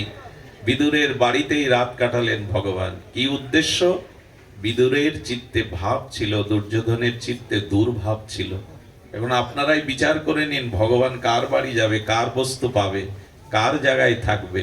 যার কপটতা নেই, যার মনের ভাব বিশুদ্ধ। এখন বাইরে কর্ম দেখে আমরা বিচার করতে পারি, আমরা ভুলতে পারি, কিন্তু ভগবান আপনার বাইরের সাজগোজ ভাব এগুলি ভুলবেন না। ভগবান দেখবেন আপনার উদ্দেশ্য, আপনার মনের ভাব। এই জন্য যে কোনো কর্ম করুন, কপটতা ত্যাগ করে করুন। একটা জিনিস জেনে রাখুন, কপট ব্যক্তির দ্বারা ভগবান কখনো প্রসন্ন হন না। ছাড়ো রে মন কপট চাতুরি, বদনে বলো হরি হরি। আগে কপটতা ছাড়ো। কপট শব্দের অর্থ কি জানেন? আমাদের ঘরের দরজাকে ওকে বলে কপাট। এখন ভেতর থেকে আপনি খিল লাগিয়ে দিলে, তালা লাগিয়ে দিলে কপাট খোলা যাবে বাইরে দিয়ে? ভগবান বলছে যে কপট, অর্থাৎ ভেতরে আর বাইরে আর এক, তার ভেতরেও আমি ঢুকতে পারি না। সে তো আগেই খিল দিয়ে রেখেছে, তার ভেতরে আমি যাব কি করে? এই জন্য দয়া করে আমাদের উদ্দেশ্য বা মন যেন, আমরা যে কর্মই করি, দুমালা লাভ জপ করুন, একবার ভগবানের নাম হাতে তালি করতাল বাজিয়ে করুন। কিন্তু কি বলবো, হরিদাস ঠাকুর বেনাপোল জঙ্গলের মধ্যে গুফার মধ্যে বসে হরিনাম করছেন। আমার কি মনে হয় জানেন? খুব মূল্যবান কথা। হরিদাস ঠাকুরের সামনে যদি এই মাইক নামর মাইক বস্তুটা দেয়া হতো, এই মাইক বস্তুটা, উনি মাইকে নাম করতেন না। হরিদাস ঠাকুর অন্তত মাইকে নাম করতেন না। অর্থাৎ উনি নাম করতে করতে, নাম প্রভুকে ভালোবাসতে বাসতে আগে নামের প্রতি প্রেম এনেছেন, নিজের ভাব শুদ্ধ করেছেন, তারপরে উনি নাম পরে প্রচার করেছেন। আগে তো নিজে অর্জন করতে হবে, না হলে অন্যকে কি দেব? বোঝা যায় কথা? আগে তো নিজের থাকতে হবে। জঙ্গলে বসে বসে, গুফায় বসে বসে ঠাকুর হরিদাস 3 লক্ষ নাম জপ করে করে আগে নামের দ্বারা তিনি সিদ্ধ হয়েছেন, আচার্য হয়েছেন, আচরণ করেছেন। তবেই না মহাপ্রভু বৃদ্ধ বয়সে তাকে আর নিত্যানন্দকে বললেন, শোনো শোনো নিত্যানন্দ, শোনো হরিদাস, সর্বত্র আমার আজ্ঞা করহে প্রকাশ, জীবের দ্বারে দ্বারে গিয়া করো এই ভিক্ষা, ভজ কৃষ্ণ কহ কৃষ্ণ করো কৃষ্ণ শিক্ষা। কেন প্রভু এই বৃদ্ধ হরিদাসকে পাঠাচ্ছ কেন তুমি নাম প্রচারে জীবের দ্বারে? বলে কেন পাঠাচ্ছি জানো? হরিদাস নাম করতে করতে এমন নাম সিদ্ধ, ভাব সিদ্ধ হয়েছেন যে বিষয়ী লোকের দুয়ারে, বিষয়ী জীবের দুয়ারে গিয়ে হরিদাস যদি দাঁড়ায়, তো হরিদাসের মুখ দেখলেই বদ্ধ জীবের মুখেও কৃষ্ণ নাম এসে যাবে, ওর মুখ দেখলেই নাম এসে যাবে। যাহারে দেখিলে মুখে আইসে কৃষ্ণ নাম, সেই সে জানিও বৈষ্ণব প্রধান। মহাপ্রভু আর কাউকে পাননি। আমাদের দুর্দশা কি জানেন? এখানে যদি কাল নাম যজ্ঞ হয়, তো যে 70,000 টাকার দল, তাকে তোলা হয় 8টা 10টার আসরে। আর যারা এখন তো গ্রেড হয়েছে, এ গ্রেড, সি গ্রেড, তো সিগারেটের দলকে তোলা হবে রাত 2টোয়। তখন কমিটির লোক নাক ডাকিয়ে ঘুমাবে, আর আসরে কেউ নেই। তো তোমরাই করো। কত চালাকি আমাদের! নামকেও আমরা এ গ্রেড, বি গ্রেড করছি। আগুনকে ভাগ করতে পারবেন? এ গ্রেড, বি গ্রেডে ভাগ করতে পারবেন? একটা আগুন জ্বালান, এতে এ গ্রেড, বি গ্রেড করুন। নামকেও আমরা ভাগ করছি, বেশি দামের দল তুলতে হবে যাতে কমিটি জানে যে আমরা খুব দামি দল এনেছি, আর ওদের আসরটা ভরা আসরে দিতে হবে। এই চালাকির দ্বারা ভগবানের কৃপা হয়। এই জন্য ভাব শুদ্ধ করুন। আসরে মাইক না হলে আমি গাইতে পারবো না, তার মানে নাম কাকে শোনাতে উঠছেন আপনি? নামীকে শোনানোর উদ্দেশ্যেই নাম করুন। যেখানে রাধা মাধব দাঁড়িয়ে নাম শুনছে, যত্র গায়ন্তি তত্র তিষ্ঠামি নারদ, লোকের মনোরঞ্জনের জন্য হরিনাম হরিকথা না। এই আসরে ভালো করে বলতে পারলে আমার সুনাম হবে, আমার প্রতিষ্ঠা যশ ছড়িয়ে পড়বে, এই উদ্দেশ্য থাকলে তাকে আসরে উঠে নাম না করাই উচিত, এই আসনে না বসাই উচিত। লোকের মনোরঞ্জনের জন্য, যশ খ্যাতির জন্য ভগবানের নাম নয়, ভগবানকে প্রসন্ন করার জন্য নাম। যথা তরুমূল নিষেচন, বৃক্ষের গোড়াতে জল দিলে শাখা পোশাকায় দেওয়া লাগে? আলাদা করে আর ফুল ফলে দেওয়া লাগে? যথা তরুমূলং নিষেচনন, যদি তরুর মূলে জল দাও শাখা পোশাকা পাবে। যে কর্ম ভগবানের উদ্দেশ্য করা হয়, ভগবানের আনন্দ দানের জন্য করা হয়, তাতে জগৎ সন্তুষ্ট হয়ে যায়। দেখবেন ভাগবতে লেখা হয়, নামযজ্ঞের লিফলেটে লেখা হয়, বিশ্বের সকল সন্তানের, সকল জীবের মঙ্গলার্থে এই হরিনাম যজ্ঞ। লেখা হয় কিনা? যারা লিখেছে এটা জিজ্ঞেস করবেন তো, যে এইখানে নাম হচ্ছে আর জগৎ জীবের কল্যাণ হবে কি করে, সব জীবের কল্যাণ হবে কি করে? বলো, যজ্ঞ যদি যথাযথ রূপে হয়, শাস্ত্র ভাব প্রেমের সহিত হয়, হরিতে সমর্পণ করে হয়, তবে বৃক্ষের গোড়ায় জল দিলে যেমন সমস্ত শাখা পোশাকা পল্লবিত হয়, ফুল ফলে ভরে যায়, তেমনি এই যজ্ঞ যদি ভগবানের সমর্পণ হয়, সন্তুষ্টির উদ্দেশ্য হয়, তবে ভগবান সন্তুষ্ট হলে জগৎ সন্তুষ্ট হয়ে যাবে, জগৎ কৃপা পেয়ে যাবে। এই জন্য ভগবানের আনন্দ দেওয়ার জন্য যজ্ঞ। ভগবান আনন্দ পেলে তবে এই আনন্দটা আমাদের কাছে ফিরে আসবে, ওই আনন্দটা তখন কাজে লাগবে। ভগবান, আচ্ছা, বাড়ির কর্তা ব্যক্তি যেদিন ভালো মুডে থাকে, শান্তিতে থাকে, ভালো মনে থাকে, বাড়ির অন্য সদস্যদের মন ভালো থাকে কিনা? সেদিন খাওয়া দাওয়া একটু আনন্দ, গান বাজনায়। কিন্তু বাড়ির মূল মালিকের যদি কোনো ব্যাধি বা অশান্তি থাকে মনে, বাড়ির অন্য সদস্যদের কি হয়? মন ভালো থাকে? তারা আনন্দ ফুর্তি করতে পারে? তো যজ্ঞের উদ্দেশ্য হলো যজ্ঞেশ্বর ভগবানকে আনন্দ দেওয়া, সুখ দেওয়া। এই উদ্দেশ্যে যদি করতে পারেন, তখনই জগৎ জীবের কল্যাণ হবে। যেমন আপনি অভুক্ত, আপনি 5 দিন জল অন্ন পাননি, আপনি চোখ তুলে চাইতে পারছেন না, চরণ চলছে না, আপনার হস্ত বাহু উঠছে না। এখন অন্নের থালা 5 দিন পরে আপনার সামনে এলো, তা হাত উঠছে না বলে কি অন্ন হাতে দেবেন?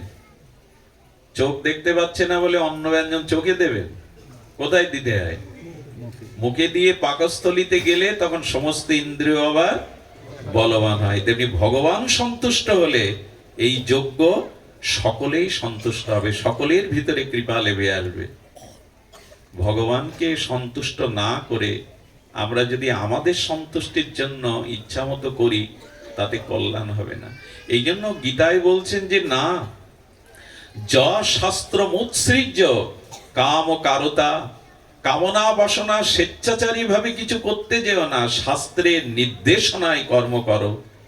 গুরুদেব কেন লাগবে, সাধু কেন লাগবে? তারাই নির্দেশ দিবেন, তারাই শাস্ত্র জানাবেন এইভাবে করতে। আমার বলবার উদ্দেশ্য ছিল যে দেখুন, মনের ভাবনাটাই আমাদের জীবনে আমাদের কল্যাণ বয়ে আনবে। তাই আসুন আমরা মন শুদ্ধ আর ভাব শুদ্ধের দিকে দৃষ্টি দেই, ক্রিয়ার দিকে নয়। ক্রিয়া যেমনই হোক, মনের ভাব শুদ্ধতা থাকুক। মনে আছে আপনাদের? হ্যাঁ, লীলাটি বড় মার্মিক লীলা, রুই দাসের কথা।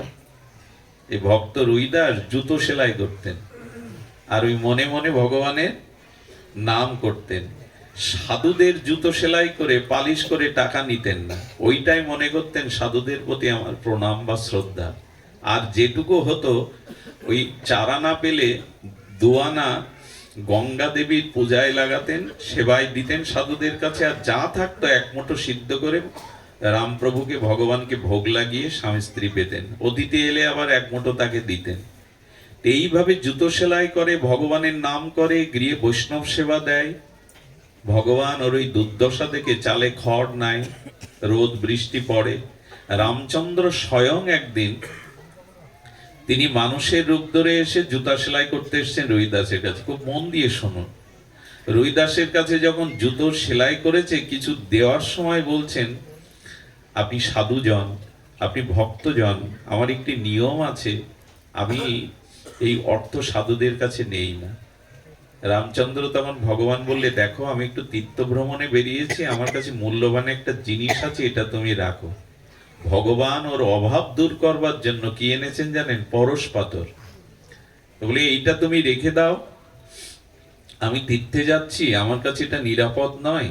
ওইটা নিয়ে যখন ওই যে জুতো সেলাই করার একরকম লোহার আছে না, কি যেন বলে ওকে, ওইটাই যে লেগেছে একটা অংশে সোনা হয়ে গেছে। বলে সর্বনাশ, এটা তো পরশ পাথর, এটা কেন আমাকে দিচ্ছে?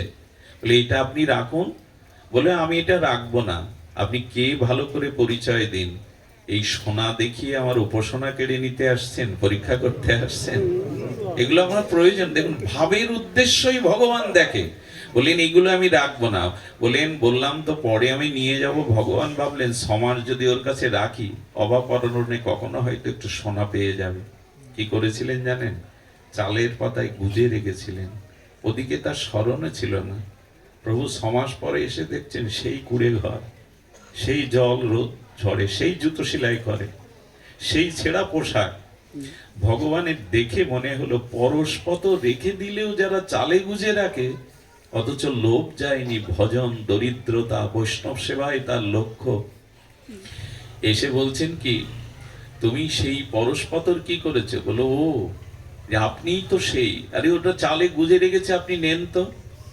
যখন ওটা ভগবানের হাতে ফিরিয়ে দিচ্ছে, ভগবান যেতে যেতে বললেন, সববার কি তুমি জিতবে? একবার আমাকে জিততে দেবে না? শুধু কি তুমিই জিতবে, আমাকে জিততে দেবে না? ভগবান তখন স্বরূপে দেখা দিয়ে বলছে, দেখো আমি স্বয়ং রঘুপতি রামচন্দ্র, তোমার ভক্তিতে, তোমার হৃদয়ের ব্যাকুলতায় আমি এসেছিলাম কিছু দিতে। হাত জোর করে বললেন, প্রভু সোনা দিয়ে উপাসনা কেড়ে নিতে চেও না। জগতের কোনো কিছু তো আমার চাওয়া পাওয়ার নেই। দেখুন, প্রকৃত ভক্তরা জগতের কিছু চাই না।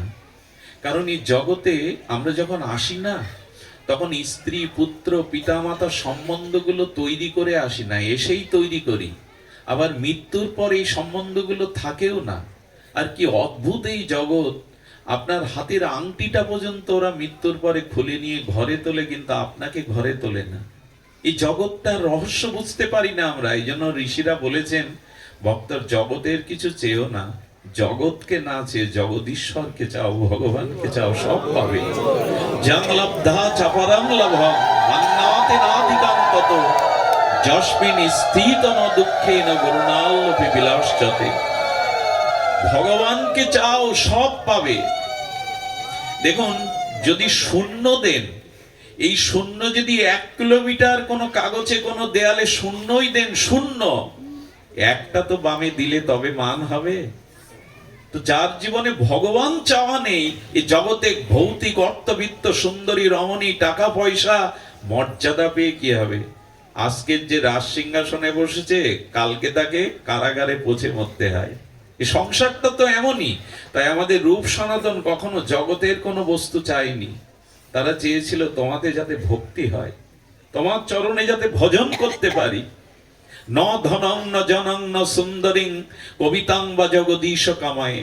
আমি এগুলি চাই না। এই জগতের কোনো কিছু পেয়ে আমি এটা রাখতে পারবো না। জগৎ অনিত্য। আরো একটি কথা বলে রাখি, জগতে প্রকৃত সুখ নাই ভজনে ছাড়া। ভগবত ভজনে ব্যতীত এই জগতে সুখ কোনো বস্তুতেই নাই।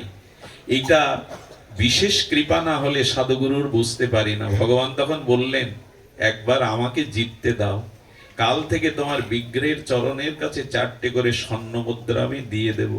এটা কেন জানো? তোমার গৃহে বৈষ্ণব সেবা হয়, ভক্ত সেবা হয়, এ দিয়ে তুমি ভক্ত ভগবানের সেবা করো। হাত জোর করে হৃদয় বলছে, এসেছো প্রভু, ভালো কথা, চরণ দর্শন করিয়েছো, এটা তোমার করুণা কৃপা, কিন্তু খবরদার স্বর্ণ মুদ্রা যদি আমার ঘরে দাও, আমি কিন্তু তোমাকেও ঘরে রাখবো না। ওগুলো এলে যে আমার ভজন নষ্ট হবে, অর্থ সামর্থ্য বিত্ত বৈভব এলে আমি তোমাকে ভুলে যাব, এগুলো দিও না। পরের দিন সকালে ভগবান দেওয়াতে ওইগুলো ছুড়ে দিয়েছিলেন গঙ্গায়। গোবিন্দ রামচন্দ্র ভগবান কৃপা করে অনুরোধ করেছিল, দুটো অন্তত রাখো, বৈষ্ণব সেবায় লাগবে। ভগবানের কথা রাখতে গিয়ে ওই দুটো করেই যা পেতেন বৈষ্ণব সেবায় দিয়ে দিতেন। ভাবটা কেন দেখুন, একবার কাশীর রাজার রাজপুরোহিত রাজার পক্ষ থেকে প্রতিদিন গঙ্গা পূজা করতে যেতেন বিবিধ রাজ উপাচার নিয়ে। ওনার পায়ের খড়মটা একটু সমস্যা হয়েছে, রহিদাসের কাছে আসছে।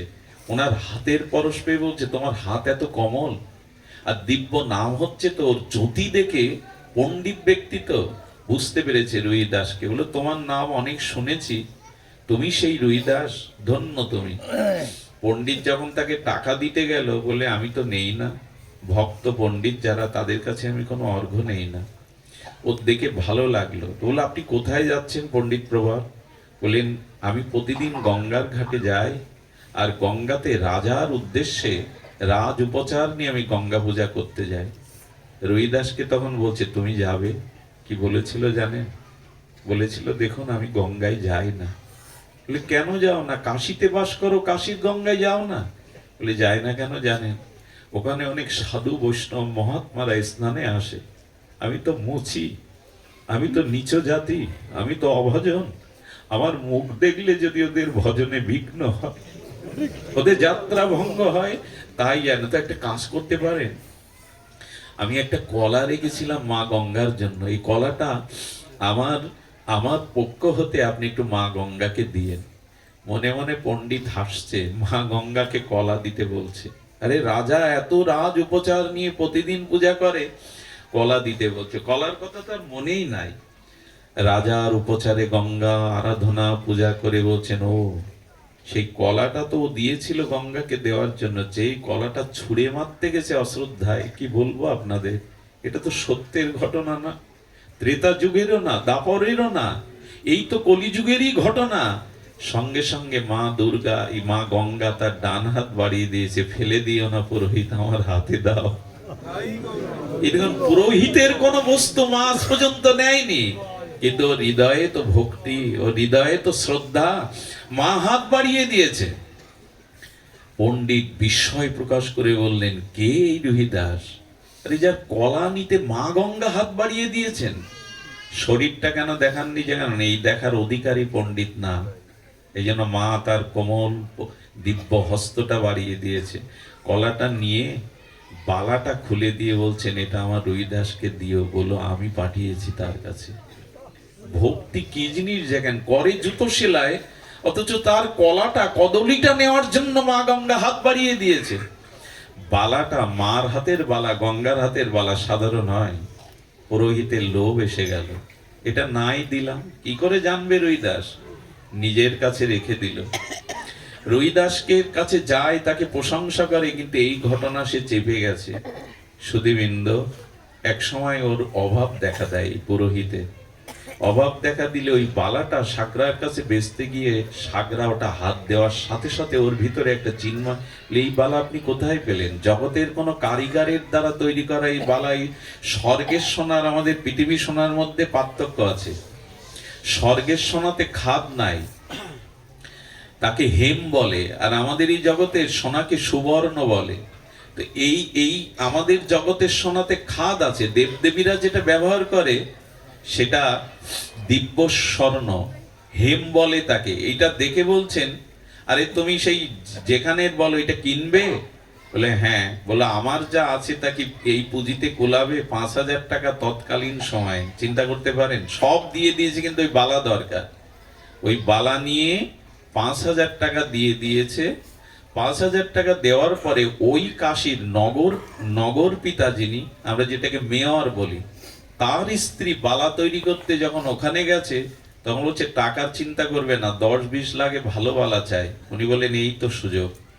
5,000 টাকা দিয়ে কেনা, উনি 20 দিতে চাইছেন, 20,000 বের করে দেওয়ার সাথে সাথে চমকে গেছে, যে মায়ের গঙ্গার হাতের বালা সাধারণত হয় না।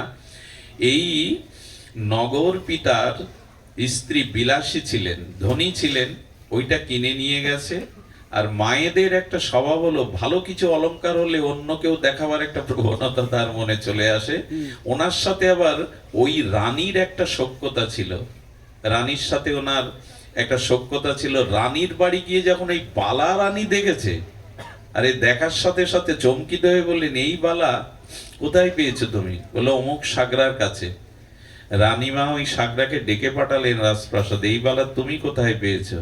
আর একটা বালা এই জাতি আমাকে গড়ে দিতে হবে। বললেন, মা এটা আমার পক্ষে সম্ভব না রানীমা, এটা দিব্য বানা। বলে কোথায় পেয়েছিলে বলো। যখন বললেন পুরোহিতের কাছে, রাজাকে ডেকে বললেন পুরোহিতকে ডাকুন তো, এই বালা সে কোথায় পেয়েছে।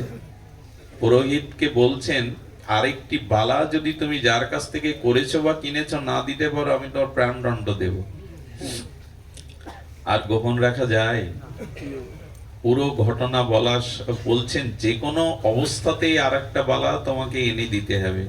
রুইদাসের চরণে এসে পড়েছে, আমার বড় অন্যায় হয়ে গেছে, আমার বড় অন্যায় হয়ে গেছে, ক্ষমা করো আমায়, কিন্তু এখন আমার প্রাণ বাঁচাও, আমার প্রাণ বাঁচাও, কারণ আরেকটি বালা না হলে রাজা আমাকেই মৃত্যুদণ্ড দিয়ে দেবে।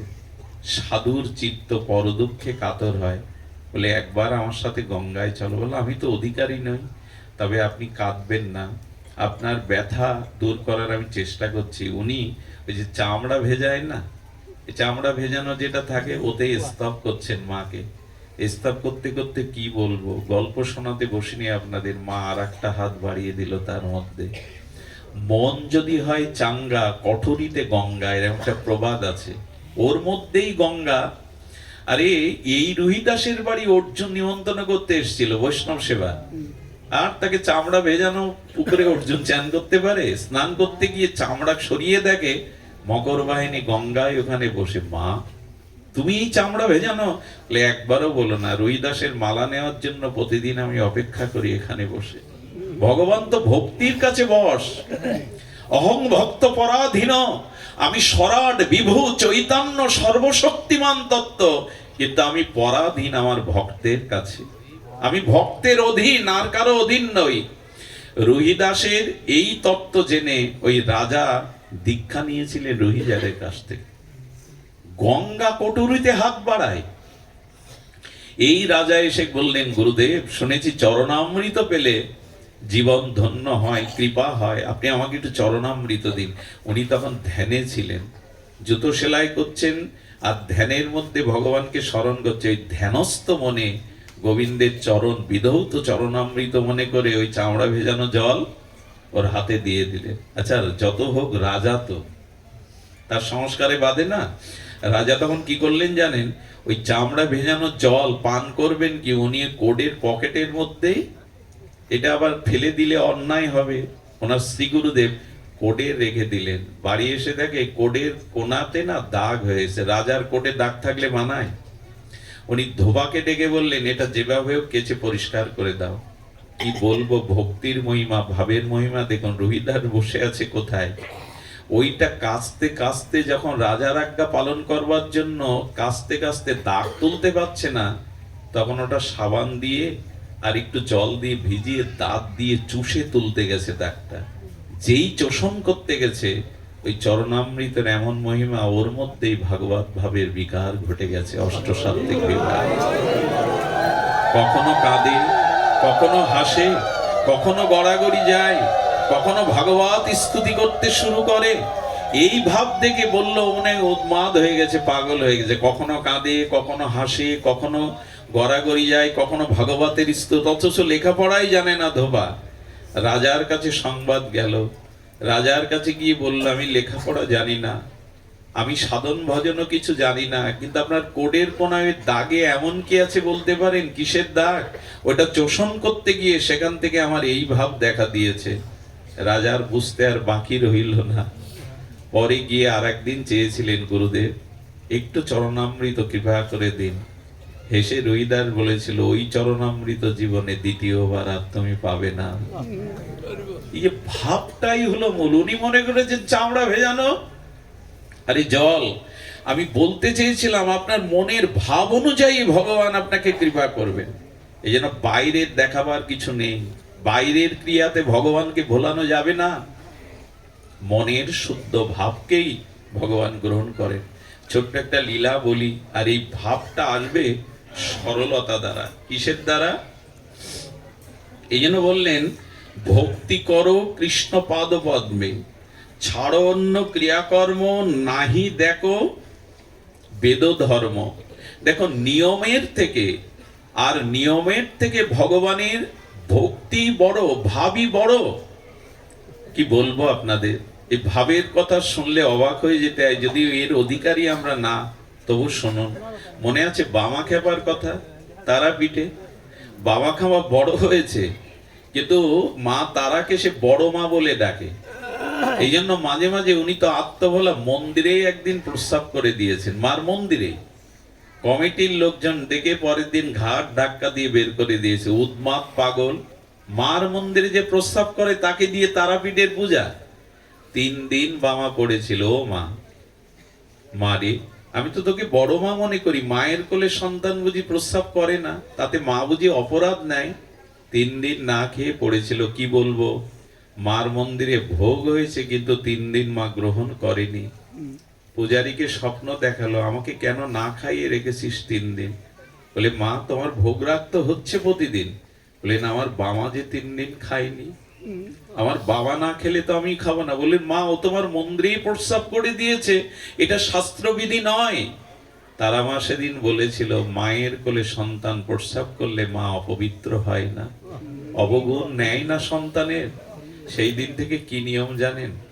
আগে বাবার ভোগ হবে, তারপরে মায়ের ভোগ হয়। এখনো তারাপীঠে ওই নিয়ম, আগে বাবার ভোগ হবে, ওই ভোগটা মাকে নিবেদন করা হয়। এগুলো কি ব্যাখ্যা দিয়ে বোঝাবার কথা? ভাবটা চাই। ও মনে করে তারা মা আমার মাই বড় মা, এই রূপেই তাকে দেখতেন। শিশু সুলভ তার ভাব ছিল। এখানে বারবার যে কথাটি আমি প্রতিপাদন করবার চেষ্টা পাচ্ছি, সেটা হলো অন্তরের ভাবটাকেই শুদ্ধ করতে হবে। ভগবান ভাবগ্রাহী জনার্দন, বস্তুগ্রাহী নয়। তিনি অন্তরের ভাব দেখেই কৃপা করেন। যার যত হৃদয় শুদ্ধ, আর যার যত নিষ্কপট হৃদয়, সরল হৃদয়, ভগবান তাকেই কে কর। ছোট্ট একটা মহারাষ্ট্রের ঘটনা শুনুন, এটা বলেই আমি পাঠ রাখছি, বড় অপূর্ব। যতবার বলেছি এই ঘটনা, ততবার হৃদয়টা দ্রবীভূত হয়। এক ধনী পরিবারে, মধ্যবিত্ত পরিবারে, ধনী নয়, একটা শিশুর জন্ম হলো। শিশুটা জন্মাবার সাথে সাথে সকলের আনন্দ ধরে না, কিন্তু যত বয়স বাড়তে লাগলো, তার ক্রিয়াতে সবাই অসন্তুষ্ট হতে লাগলো। কেন জানেন? কিছু মানুষ আছে জগতে অত্যন্ত বেশি খায়, মানে আহার করে। তো ও 4-5 জনের আহার একাই করতো। এখন সংসারের একটা নিয়ম কি জানেন? কম আহার করলেও জ্বালা, বেশি আহার করলেও সমস্যা। এখন ওর স্বভাব হলো, ওর রাক্ষসী ক্ষুধা, ও 4-5 জনের খাদ্য একা খায়। বাবা মা যতদিন বেঁচে ছিল খাদ্য জুগিয়েছে, কিন্তু বাবা মা মারার পরে বড় দাদা বৌদিরা ভাই ছাই দিতে লাগলো ভাতে। ওকে কে খাওয়াবে? আর আত্মভোলা, কাজকর্ম জানে না, লেখাপড়াও তো শেখেনি। সরল, খুবই সরল। আর এই সরলতাই যখন কাজকর্ম, লেখাপড়া জানা না, তাকে বসে বসে কে খেতে দেবে? একদিন বড় দাদা বৌদিরা মিলে ভাতে ছাই দিতে দিতে গলা ধাক্কা দিয়ে দিল। এক রাম মন্দিরে বসে বসে তুলসী তলায় কাঁদছে, ফুপিয়ে ফুপিয়ে কাঁদছে। যারা সরল হয় তাদের কান্না খুব মর্মবেদী হয়। সরল ব্যক্তি যখন কাঁদে না, যেমন শিশু কাঁদলে পাশের বাড়ির শত্রুদেরও মন বিগলিত হয়। দেখো তো শিশুটা কাঁদছে কেন? অথচ ওদের সর্বনাশের চিন্তা করে, কিন্তু বাড়ি যদি মধ্যরাত্রে কোনো শিশু কাঁদে, শত্রুরও মন বিগলিত হয়ে যায়। সরল ব্যক্তি যখন কাঁদে, তখন ভগবানেরও আসন টলে যায়। ওর ওই কান্না দেখে রাম মন্দিরের পুরোহিত বেরিয়ে এসে বলছে, বাবা কাঁদছো কেন? সাধুরা মানুষের মুখ দেখলেই তার মনের ভাবকে অনুভব করতে পারে। বলেন, বাবা বড় ক্ষুধা লেগেছে, দুটো খেতে দেবে? এই কথা শুনেই ওনার মন বিগল। এইভাবে তো কেউ বলে না, তুমি ক্ষুধায় কাঁদছো? বলে, হ্যাঁ, আমার বড় ক্ষুধা, আমি সহ্য করতে পারি না। ওনার ওই সহজ সরল মুখখানা দেখে উনি পাত পেতে নিজে হাতে প্রসাদ দিয়ে বললেন, এক কাজ করো, কোথাও যখন যাওয়ার জায়গা নেই, এই মন্দিরে থাকো। 5 বার না, 7 বার না, যতবার চাইবে এখানে প্রসাদ পাবে আর একটু রাম রাম করো। বলে বাবা আমি কাজ করতে পারি না, ক্ষুধা সহ্য করতে পারি না। বললো তুমি এখানে থাকো, তুমি যতবার চাইবে আমাকে বলবে, খেতে দেব। 15 দিন মনের আনন্দে 5-7 বার পায়। আর বাবা বলে একটু রাম রাম করো, শুধু শুধু বসে থাকবে, জয় সিয়ারাম জয় সিয়ারাম করে। একদিন সকালে উঠে 9টার সময় দেখে হাঁড়ি জ্বলছে না, মানে রান্না হচ্ছে না। দৌড়ে গিয়ে বলছে বাবা ক্ষুধায় কাতর, আমি ক্ষুধা সহ্য করতে পারি না, আজকে রান্নাঘরে হাঁড়ি জ্বলছে না কেন? বলে হলো পাগল, আজ তো একাদশী, একাদশীতেই মন্দিরে সবাই নিরম্ব উপবাস করে, হাঁড়ি জ্বলে না সারাদিন সারা রাত। কিছুক্ষণ পরে বলছে বাবা না খেলে আমি মরেই যাব বাবা, আমাকে দয়া করে আপনি না খেতে দিলে আমি কিন্তু আপনার সামনে মরেই যাব। বাবা বলছেন একাদশীতেও তোর এই ভাব, তো যা। উনি সেবককে বলে দিলেন 1 কেজি আটা, একটু আলু, একটু ঘি দিয়ে দাও।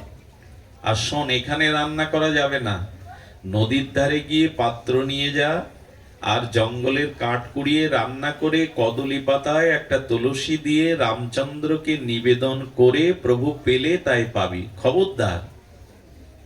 সরল তো, গুরুদেবের ওই কথাটা মনে আছে যে রামচন্দ্রকে নিবেদন করে তবে পাবি। হাত পা পুড়িয়ে কাঠ দিয়ে যাই সিদ্ধ করে কলা পাতায় ঢেলে দিয়েছে। সত্য ঘটনা শুনুন, সরলতার কি মহিমা, ভাবের কি মহিমা। কলা পাতায় দিয়ে, তুলসী পাতায় দিয়ে বলছে গুরুদেব বলেছিল প্রভু না পেলে পাবে না।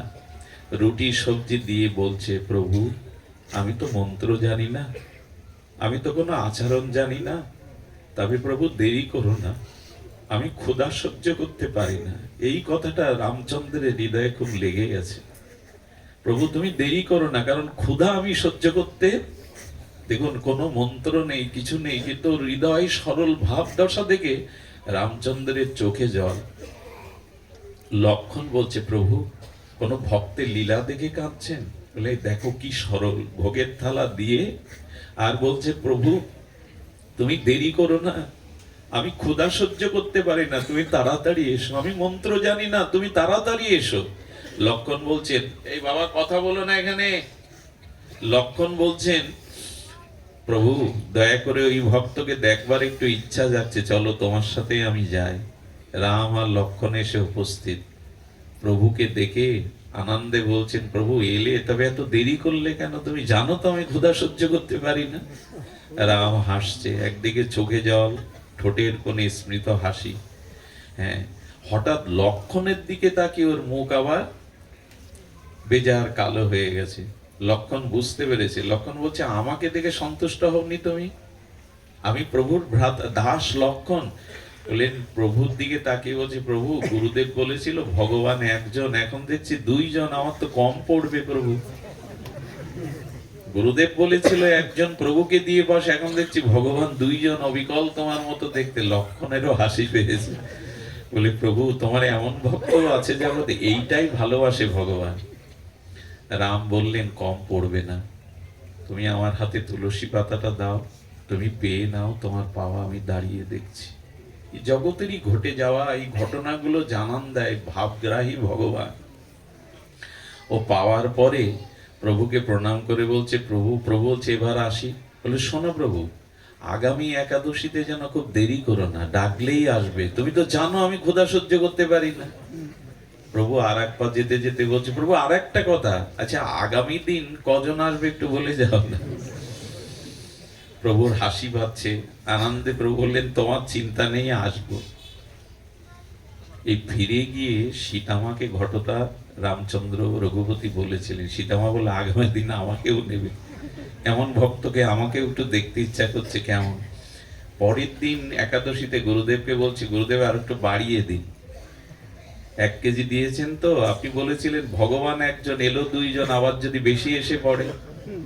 গুরুদেব ভাবছেন ওকে বোকা পেয়ে ওর মতো বোকা কেউ ভাগ বসাচ্ছে ওতে, দিয়ে দাও, ও তো শুনবে না। 2 কেজি আটা দিয়ে দাও, আলু দিয়ে দাও, একটু ঘি দিয়ে দাও।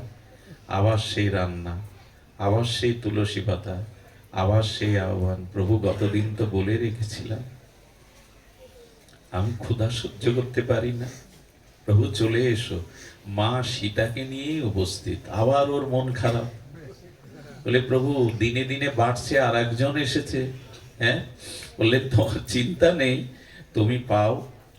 ওকে পাওয়ালেন, প্রভু তুলসী পাতা নিলেন, একে পাওয়ানোর পরে বলছেন প্রভু দিন দিন বাড়ছে সংখ্যা, তুমি আজ কথা রেখেছো চলে এসছো, তা একটু ঠিক করে বলো তো কজন তোমার পরিবারে?